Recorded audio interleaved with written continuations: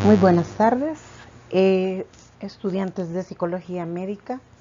Soy la doctora Ingrid Hernández, médico psiquiatra, y esta tarde vamos a hablar acerca del siguiente tema: aspectos psicológicos del alcoholismo. Vamos a hablar primero de una reseña histórica, diciendo que en la mitología griega se consideró la cerveza en sus orígenes como un regalo de los dioses. Ya en el año 2200 a.C. se encuentran escritos que hablan del consumo de la cerveza y de sus propiedades nocivas, ¿verdad? Ya se fue estudiando que no solo era ese regalo, sino que podía producir algunas patologías o daños, más bien dicho.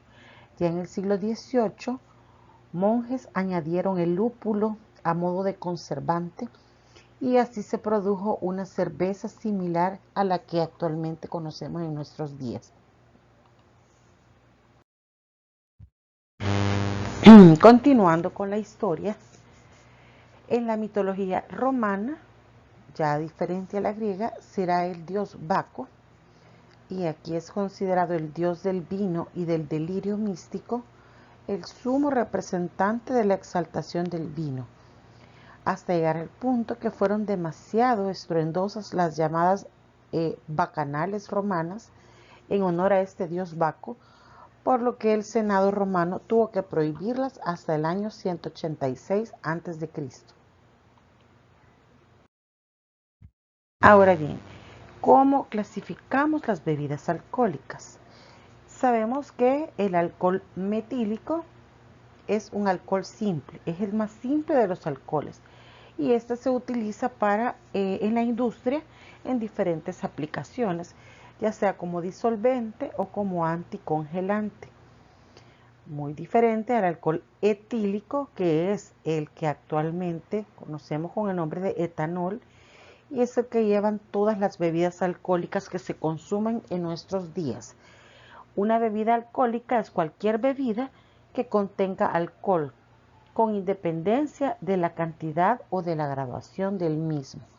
No vamos a decir que porque esa bebida casi no tiene alcohol, no es una bebida que puede producir daño. Si lleva alcohol, ya se considera, ¿verdad?, una bebida embriagante. Tenemos también que, pues como un ejemplo, conocer que hubo una época en la que estaban realizando, ¿verdad?, venta de licor así de cantina, y estaban trasegando el alcohol metílico, y pues hubieron varios esos alcohólicos que andan así en las cantinas, en la calle, que fallecieron, ¿verdad? Porque les estaban dando, en lugar de alcohol etílico, les daban alcohol metílico. Y ese pues es totalmente nocivo directamente, puede llevar a la muerte a una persona, porque como vemos se usa para otro tipo de cosas en la industria, ¿verdad? Imagínense, como disolvente, o sea, morían envenenados prácticamente. Entonces, ¿y cuál era en realidad el antídoto para el alcohol metílico? Es el alcohol etílico. Irónicamente, para curar a alguien que se intoxica con este, es el alcohol etílico el antídoto. Ahora bien, continuando con esta clasificación, tenemos que hay bebidas fermentadas. ¿De dónde se obtienen? De frutos o cereales. ¿Como cuáles? Como la uva, ¿verdad?, que hemos visto todos en las películas y en las caricaturas, que hacían el vino pateando las uvas, ¿verdad?, lo cual es totalmente antihigiénico. Ahora hay otros métodos, también de la manzana, de la cebada. Hacen muchas veces estas bebidas con frutas naturales, la chicha, ¿verdad?, que la hacen de frutas fermentadas, y esas bebidas artesanales, de las cuales, y ya no digamos el vino, ¿verdad?, otros vinos de otras frutas, no solamente de la uva. Los azúcares frutales fermentan y se transforman en diversos alcoholes.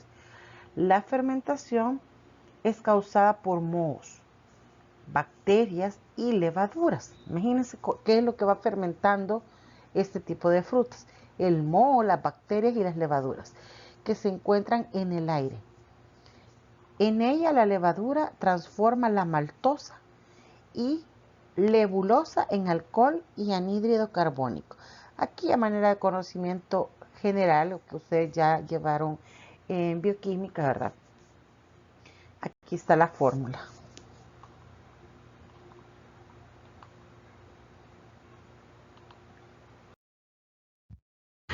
También tenemos las bebidas destiladas, ¿verdad? Que eso ya lleva otro proceso. Se obtienen mediante la evaporación del agua con calor intenso de una bebida fermentada. Al evaporarse el agua al 100% y el alcohol al 78%, eliminaremos una parte de agua quedando más concentración de alcohol. Por eso las bebidas destiladas contienen mayor cantidad de alcohol que las fermentadas. Ya vamos a ver cuáles son estas. El porcentaje y graduación.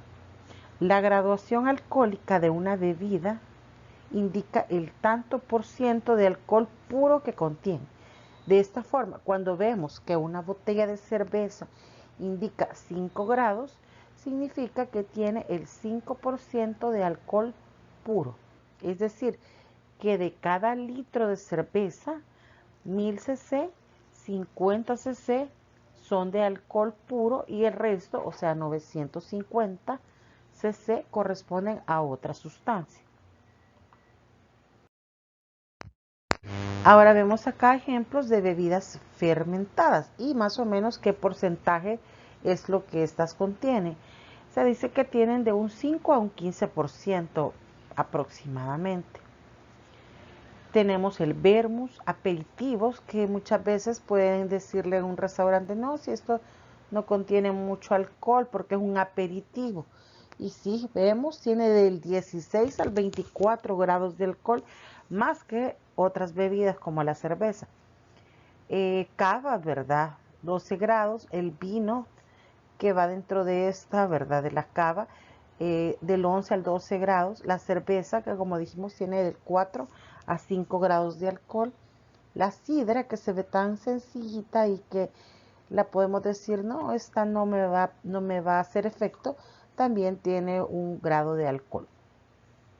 Las bebidas destiladas, que tienen en un 25 a un 60%. Imagínense, es un porcentaje mucho más alto que las fermentadas.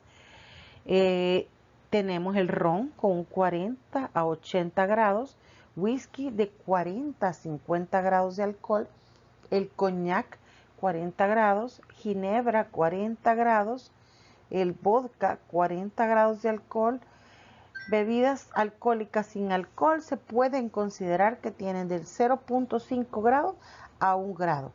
La cerveza sin alcohol del 0.8 a 1 grado de alcohol. O sea, tienen una mínima cantidad, pero alguien que no esté acostumbrado a una bebida alcohólica puede sentirlo que sí le hace algún pequeño efecto, ¿verdad?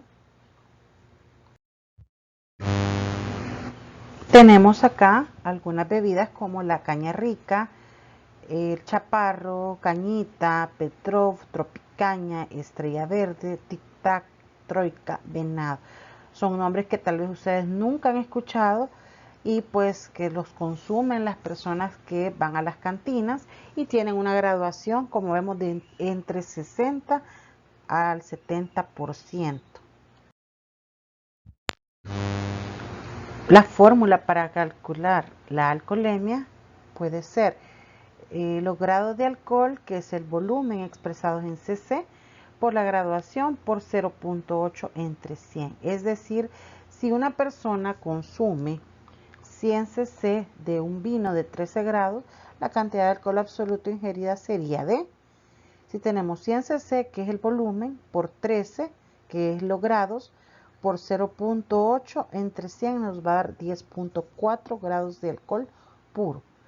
Si vemos con la cerveza, si alguien toma un cuarto de cerveza, es decir, 250 cc, y la graduación es de 4.8 por 0.8, entre 100 es de 9 grados de alcohol puro. Si vemos esos dos números son constantes.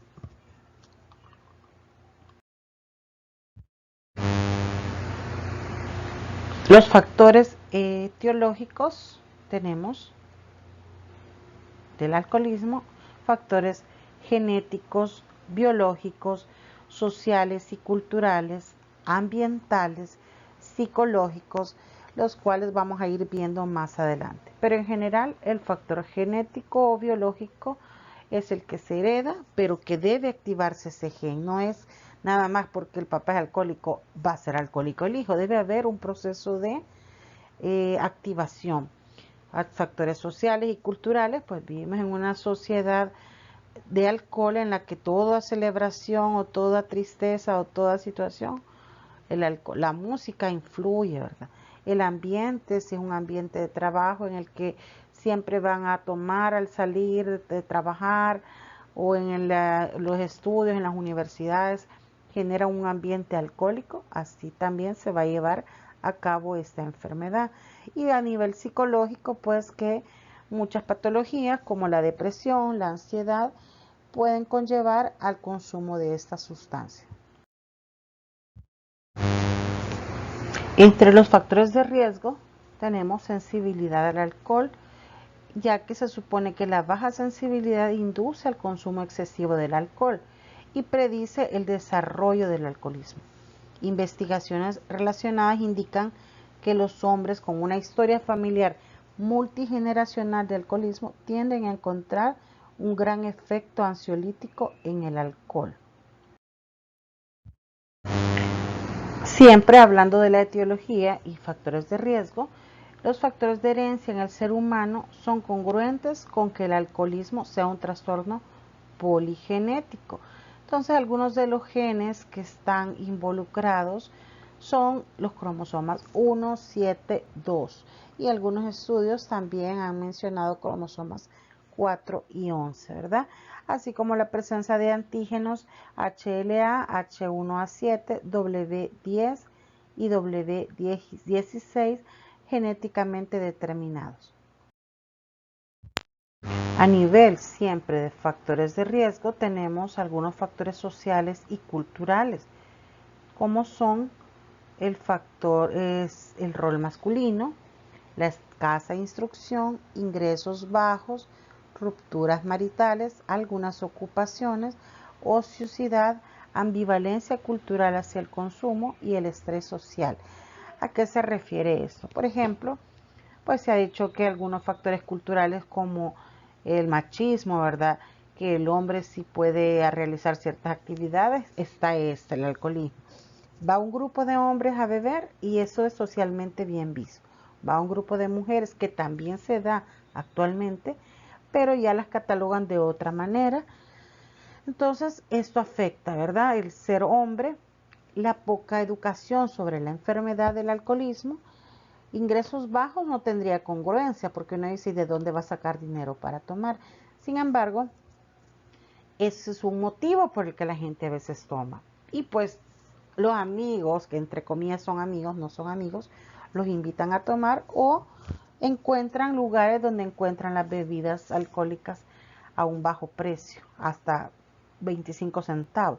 Rupturas de pareja, algunas ocupaciones como los médicos, abogados en reuniones, puede llevar eso. O las personas, si nos vamos al otro extremo, que trabajan, por ejemplo, en fábricas, maquilas, también tienden a consumir, solo lo que cambia es el tipo de bebida alcohólica. Siempre los factores ambientales tenemos desorganización estructural funcional de la comunidad, disponibilidad del alcohol en el medio ambiente, lo que hablábamos que es tan fácil encontrarlo tanto para personas de bajos recursos, lo encuentran en una cantina que está a cada esquina, o las personas con posibilidades que lo encuentran en muchísimos bares que abren a cada momento. La actitud sociocultural, religiosa, la legislación son factores que hacen que la persona se vuelva más vulnerable al consumo de bebidas alcohólicas. Factores psicológicos como psicopatología, especialmente depresión, alteraciones conductuales como la vagancia, baja empatía hacia los demás, poca tolerancia a la frustración, búsqueda constante de nuevas sensaciones, insensibilidad, castigo. Algunas personas pues dicen, yo cuando tomo agarro valor, yo cuando tomo se me quita lo deprimido, lo frustrado. Entonces los hace volver a repetir y repetir esta conducta, ¿verdad? La personalidad también juega un papel protagónico.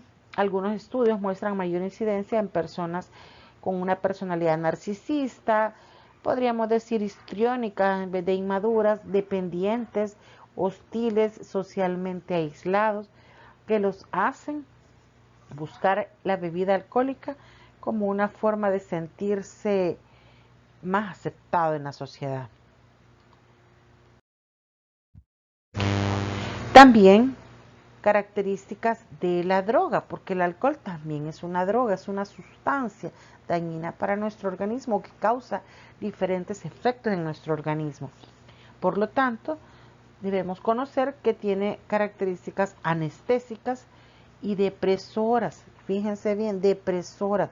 Y la gente cree que se alegra, pero al final terminan llorando, durmiéndose, y si llegan a un exceso demasiado alto de alcohol, pueden llegar hasta un coma, ¿verdad? Entonces, o cuando llegan los alcohólicos a la emergencia de los hospitales, como llegan tan anestesiados, como decimos, tan su cuerpo tan dormido, hasta se pueden suturar sin anestesia porque no tienen mucha sensación.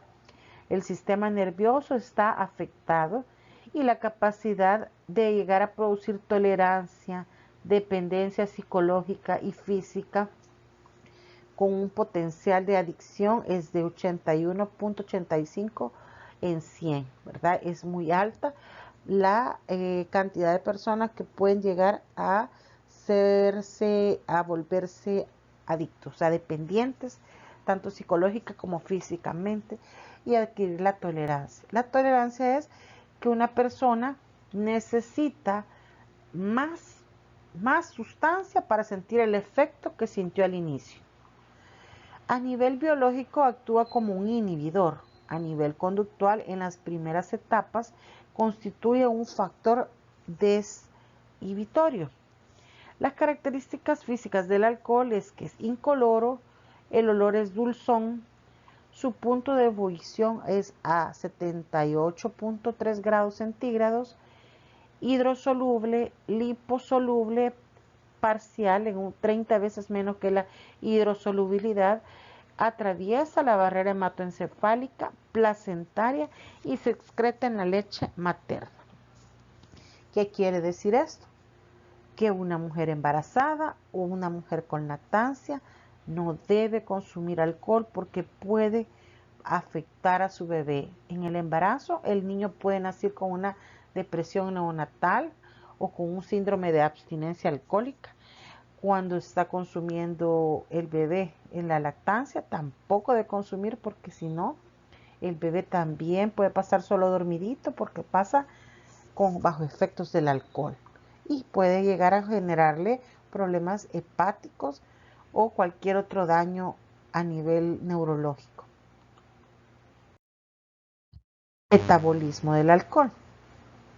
La absorción completa del alcohol puede requerir de 2 a 6 horas o más. ¿Verdad? Que alguien diga, salgo del bar y ya me bajó con tomar mucha agua a miccionar. No. Para que se pueda absorber totalmente se necesitan de 2 a 6 horas o más, dependiendo de la persona. Pero esto depende, como le digo, del volumen de concentración de la sustancia, o sea, de los grados, también de la presencia de alimentos en el estómago y del tiempo en que la bebida se ha ingerido, entre otros factores simultáneos, ¿verdad? Si es hombre, si es mujer, entonces la mujer se tarda más en metabolizar lo que el hombre, por ejemplo, por el panículo adiposo. El alcohol en el organismo. El alcohol pasa por el tubo digestivo. Aquí está. hasta llegar al estómago y ahí se absorbe el 20% del alcohol ingerido. Luego en el intestino delgado se completa la absorción. Luego acá vemos que en la sangre con alcohol circula por el cuerpo y llega hasta el cerebro, imagínense. Entonces, ¿cómo se va eliminando? Ahora en sentido contrario, viene el hígado, metaboliza el alcohol en un ritmo constante.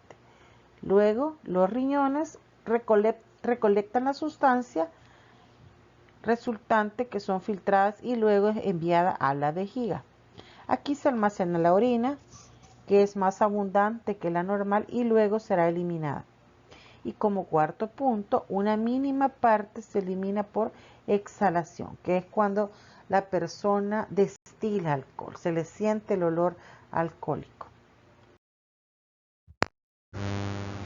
Continuando con la clasificación según Jelinek, este puede ser alcoholismo según alfa, que es equivalente a la dependencia psicológica. Aquí no hay problemas orgánicos, pero pueden haber trastornos psiquiátricos asociados. Ese es el alcohólico según Jelinek de tipo alfa. El tipo beta, en el cual se ha desarrollado una importante tolerancia, aún a costa de las complicaciones orgánicas, presenta complicaciones como neuropatía, cirrosis, gastritis, pero no es necesario que haya una dependencia. En el gamma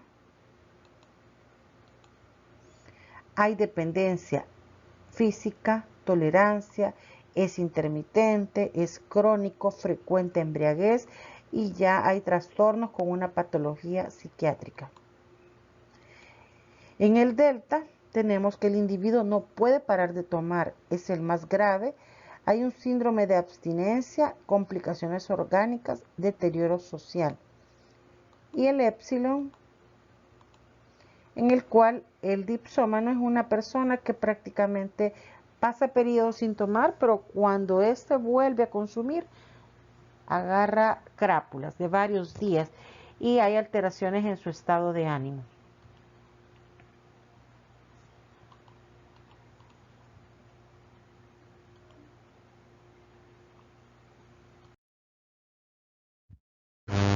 Bueno, hay escalas y aparatos de medición del alcoholismo. En la prueba, es una prueba, ¿verdad? Estas escalas son pruebas que determinan aproximadamente qué tanto alcohol hay en sangre. Un medidor manual común requiere que la persona infle un globo con un solo soplo, ¿verdad? Que son los famosos alcoholímetros, hasta que esté lleno y luego se libere el aire dentro de un tubo de vidrio, el cual está lleno de bandas de cristales amarillos. Las bandas en el tubo cambian de color dependiendo del contenido de alcohol. Hay que esperar 15 minutos después de ingerir alguna bebida alcohólica y 1 minuto después de fumar antes de comenzar la prueba. Cuando este porcentaje de alcohol alcanza el 0.05 a 0.10%, se presenta una disminución de la coordinación muscular. Un tiempo de reacción es más prolongado y la alteración de la capacidad de discernimiento. Entonces, fijémonos bien, sería de 0.05 a 0.10%. Significado de los resultados anormales, se dice que cuando una banda está verde, significa que el nivel de alcohol es 0.05% o es más bajo de este. 2 bandas verdes significan que los niveles están entre 0.05% a 0.10%. 3 bandas verdes ya nos indican que la persona está de 0.10% a 0.15%. Es decir, ya está en un estado completamente ebrio. Existen cuestionarios, por ejemplo, como el CAGE, que son siglas, ¿verdad?, las cuales representan preguntas. La C, ¿ha tenido la impresión que debería de beber menos? Se le pregunta a la persona, pregúntenselo a ustedes mismos. La A, ¿le han criticado alguna vez la gente por su forma de beber? La G, ¿Se ha sentido alguna vez mal o culpable por la forma de beber? Y la E, ¿alguna vez lo primero que ha hecho ha sido beber para calmar los nervios o librarse de una resaca? Si las preguntas fueron cero, no hay problema relacionado al consumo de alcohol. Si una pregunta fue positiva, hay indicios de problemas relacionados con el alcohol. Y si de 2 a 4 respuestas fueron positivas, hay presencia de alcoholismo, ¿verdad? También existe el cuestionario llamado audit, ¿verdad? Y este pues es un poco más complejo, se marca con un círculo la respuesta correcta en cada caso. Las 8 primeras preguntas se puntuarían de 0, 1, 2, 3, 4 y las 2 últimas se puntuarán de 0, 2 o 4. ¿Con qué frecuencia toma alguna vez bebida alcohólica? Nunca, menos de una vez al mes, de 2 a 3 veces al mes, de 2 a 3 veces por semana, de 4 o más por semana. ¿Cuántas bebidas alcohólicas suele tomar durante un día de consumo normal? 1 a 2, 3 a 4, 5 a 6, 7 a 9.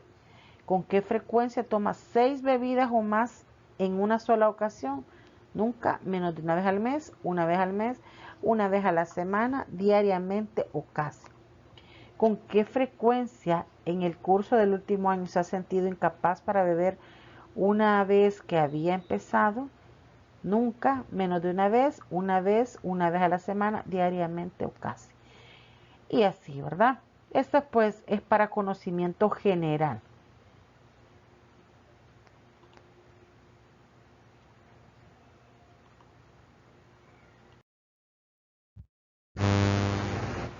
En esta escala de audit, ¿verdad? Tenemos que sin problemas, 0 a 7, en las mujeres de 0 a 5, bebedor de bajo riesgo de 8 a 12 en hombres y de 6 a 12 en mujeres. Problemas físicos, psíquicos y probable dependencia alcohólica de 13 a 14, tanto en hombres como en mujeres. Tenemos acá también que existe un perfil de aquel bebedor sin problema o abstinente que puede, la intervención es control de hábitos de consumo para 1 o 2 años. Así es como se interviene con ese tipo de alcohólicos. Aquel que tiene un consumo de riesgo tiene que llevarse a cabo intervenciones breves o muy breves en un inicio. De uso perjudicial, intervenciones breves, programa para moderar el consumo en primaria. Dependencia leve, programa de moderar el consumo. Desintoxicación, intentar deshabituar, ya sea en atención primaria, ¿verdad? Que se refiere a primer nivel o especializada. Y la dependencia grave, que es ya la desintoxicación, que ya es un ingreso hospitalario dentro de un programa de abstinencia con fármacos, con terapia, con grupos ya especializados en el tratamiento de las adicciones. Existen también criterios para catalogar a alguien que ya está dentro de una complicación del alcohol, que es el síndrome de abstinencia con delirium, ¿verdad? Aquí en este vemos alteración de la conciencia, cambios en sus funciones cognitivas, presenta alteraciones a corto periodo de tiempo, de días, horas a días, ¿verdad? Y eso va fluctuando. Demostración a través de la historia de la exploración física, exámenes de laboratorio, ¿verdad? Es un paciente que llega complicado, así de simple. Un paciente que amerita ingreso, amerita muchos tratamientos y tiene un alto riesgo de fallecer. Una persona que entra en un delirio es alguien que hubo una disminución o una suspensión del consumo y que fue por bastantes días, que fue muy prolongada y cayó en este estado de delirio.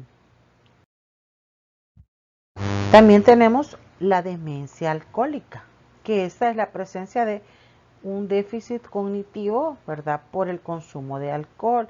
Y acá vemos que hay una alteración neurológica que afecta a la memoria, que puede producir afasia, afraxia, agnosia, alteraciones en la actividad de ejecución. Déficit cognitivos pues son los más severos y se demuestra por medio de la historia, la exploración física, hallazgos de laboratorio, etc. Existen criterios diagnósticos también de una psicosis inducida por alcohol. Una persona con el efecto del alcohol puede llegar a una psicosis, es decir, a perder la realidad y no necesariamente es un delirio. Este puede emplearse los siguientes subtipos para indicar el síntoma predominante en el cuadro. Si hay ideas delirantes y alucinaciones, se debe codificar. Por ejemplo, si esta persona tiene ideas delirantes, se aplica como este subtipo o con alucinación, ¿verdad? El contexto en el que se haya iniciado los síntomas psicóticos pueden indicarse utilizando las siguientes especificaciones. De inicio, durante la intoxicación, ¿verdad? Cuando todavía el paciente está bajo efectos del alcohol, se debe usar especificación si se cumplen los criterios para intoxicación de la sustancia y si los síntomas aparecen durante el síndrome de intoxicación o durante la abstinencia. Lo que decíamos, ¿verdad? Cuando aparece durante el periodo de suspensión del alcohol, pero que el paciente tuvo que tener varios días de consumo. Acá vemos un dibujo, ¿verdad? Con las complicaciones en general. Solo les mencionarles que los órganos principales que se complican son el cerebro, el estómago, el páncreas, el intestino o los intestinos, el aparato reproductor, ya no digamos en el embarazo que puede dañar al feto con un síndrome de alcohol fetal, malformaciones. A nivel de la sangre pueden producir anemias, las defensas se bajan, en el corazón, problemas cardiovasculares, depresión cardiorrespiratoria. A nivel del hígado, como sabemos, principalmente la cirrosis, hepatitis o cualquier problema hígado graso, ¿verdad? Y pues ya sabemos, como mencionamos, que hay diferentes tipos de bebidas, vino, cerveza, etcétera, y todo afecta el organismo de una u otra manera. Como una mezcla de cualquiera de los fenómenos siguientes, por ejemplo, cambios faciales, con pliegues oculares en el epicanto, conchas auriculares poco formadas, dientes pequeños con defectos de esmalte, comunicación interauricular o intervenciones cardíacas, surco palmar aberrante y limitaciones del movimiento. Pueden producir microcefalia con retraso mental. O sea, estamos hablando de todo lo que le podemos causar a un bebé y no solo la mamá si consume, también el padre, si es alcohólico, puede provocar estos daños en el niño. La cantidad específica de etanol y el momento específico de vulnerabilidad durante el embarazo no se ha definido, por lo que se aconseja a las mujeres embarazadas que se abstengan totalmente de beber. Entonces, vemos que hay complicaciones psiquiátricas como la depresión, accidentes de tránsito, que lo vemos a diario en los noticieros, psicosis, ¿verdad? Agresiones, violencia, muchas personas terminan tras las rejas, suicidios, consumo de otras sustancias, también puede haber rupturas familiares, ¿verdad? O problemas que lleve, bueno, el alcohol en sí, cualquiera, puede ser una champaña o puede ser caña rica, lo que sea, pero siempre pueden llegar a estas complicaciones. Esperemos que si conocen a alguien que padezca de estas enfermedades, ustedes lo orienten para que busque ayuda, porque es una enfermedad y como tal requiere un tratamiento y dependiendo de la etapa en la que se encuentre el paciente, porque como les digo es una enfermedad, dependiendo de la etapa en la que se encuentre, así va a ser la curación o el proceso para la rehabilitación de esta persona. Agradeciendo su atención, acá les dejo esta imagen, ¿verdad?